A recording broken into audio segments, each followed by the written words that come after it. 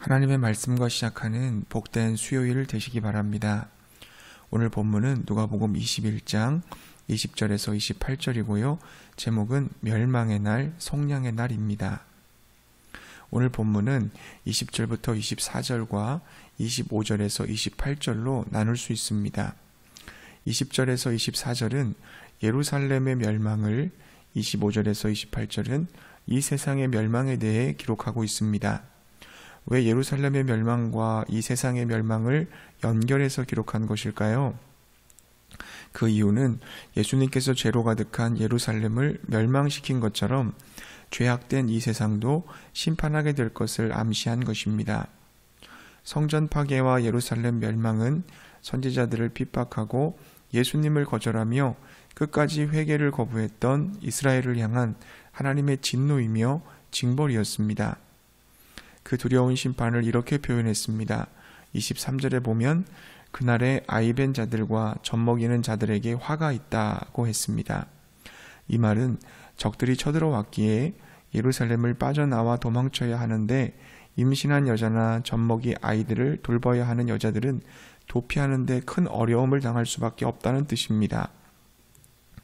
아이의 울음소리 때문에 발각되기 쉽고 갓난아이를 안고 도피하는 어려움을 겪을 수밖에 없습니다. 무엇보다 어린 생명을 지켜줄 수 없는 어머니의 비통함은 말로 형용할 수 없는 것입니다. 그렇게 수많은 이스라엘 백성들이 이방인의 칼날에 쓰러지고 잡혀갔습니다.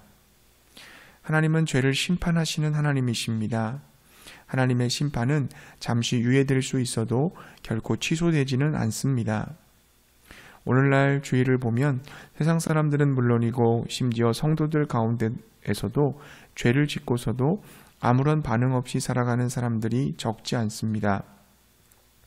그러나 죄에 대한 하나님의 즉각적인 심판이 없는 것은 하나님이 그것을 모르시기 때문이 아니라 참고 기다리시는 것임을 우리는 알아야 합니다. 그 기다림이 다하면 하나님은 심판을 집행하실 것입니다. 아니 어쩌면 지금 인류가 당하는 고통은 하나님을 떠났기에 당하는 하나님의 심판인지도 모릅니다. 인류는 하나님으로부터 벗어나 자기 자신을 하나님으로 알고 살고 있습니다. 그 결과 문명은 발전하고 있는 것 같지만 얼마 가지 않아 심각한 부작용들이 드러났습니다. 자연 파괴로 인한 기근, 홍수, 전염병에 고통당하고 자국의 이익을 위한 전쟁으로 수많은 사람들이 죽임을 당하고 성적인 타락으로 가정과 자녀들이 파괴되어 가고 있습니다.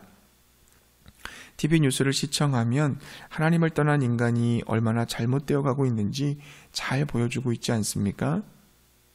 인간은 하나님으로 인하여 행복할 수 있는데 하나님이 빠진 그 공간을 다른 우상으로 채우려 하니 행복이 아니라 불행만 계속 반복되는 것입니다. 마치 자동차에 기름을 넣어야 하는데 기름 대신에 다른 것을 집어넣으니 자동차가 좀 가는 것 같지만 곧 고장나 버리는 것과 같은 이치입니다. 그럼에도 불구하고 사람들은 여전히 하나님께로 돌아오지 않습니다. 회개하고 돌이키지 않습니다. 방향이 잘못된 채로 시간이 흘러가면 간 만큼 손해입니다. 다시 되돌아와 방향을 새롭게 잡아야 합니다. 하나님께로 되돌아가는 것, 이것이 회개인 줄로 믿습니다. 주님이 오셔서 최후 심판하실 때가 다가오고 있습니다. 25절에서 26절은 예수님이 오시기 전에 일어날 징조에 대해 말씀하고 있습니다. 해, 달, 별들의 징조와 자연재해, 하늘의 세력들이 흔들림으로 인하여 사람들이 무서워서 정신을 잃게 될 것이라고 하셨습니다.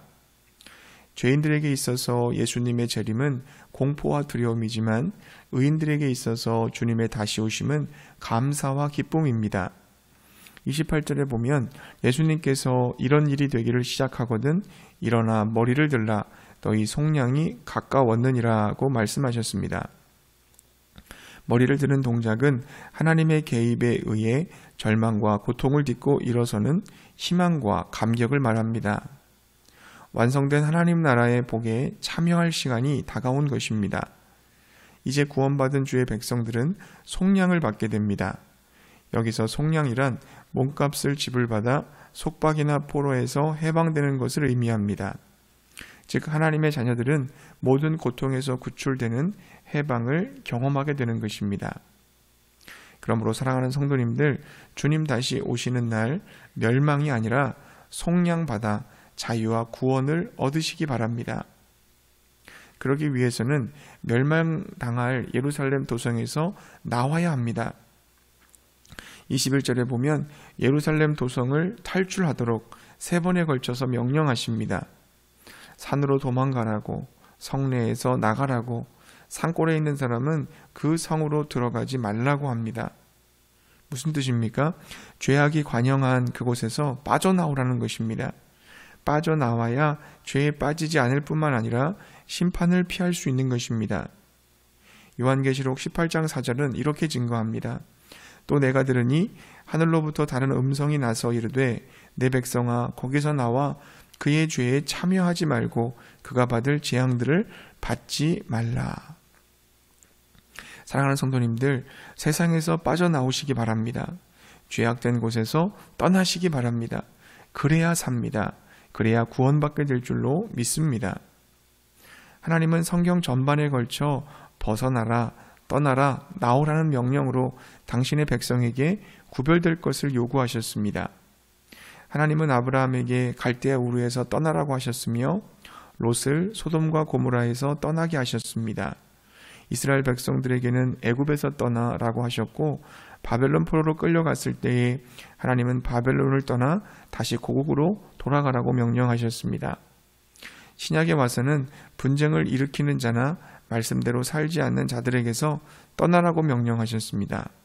로마서 16장 17절은 형제들아 내가 너희에게 권하노니 너희가 배운 교훈을 거슬러 분쟁을 일으키거나 거치게 하는 자들을 살피고 그들에게서 떠나라고 하셨고요. 데살로니가 후서 3장 6절에도 보시면 형제들아 우리 주 예수 그리스도의 이름으로 너희를 명하노니 게으르게 행하고 우리에게서 받은 전통대로 행하지 아니하는 모든 형제에게서 떠나라고 했습니다. 여기서 떠남은 물리적인 장소의 떠남을 넘어서 마음과 생각 속에서 죄악으로부터 돌이키라는 것을 의미합니다. 사랑하는 성도님들, 죄에서 떠나 하나님께로 돌아가시기 바랍니다.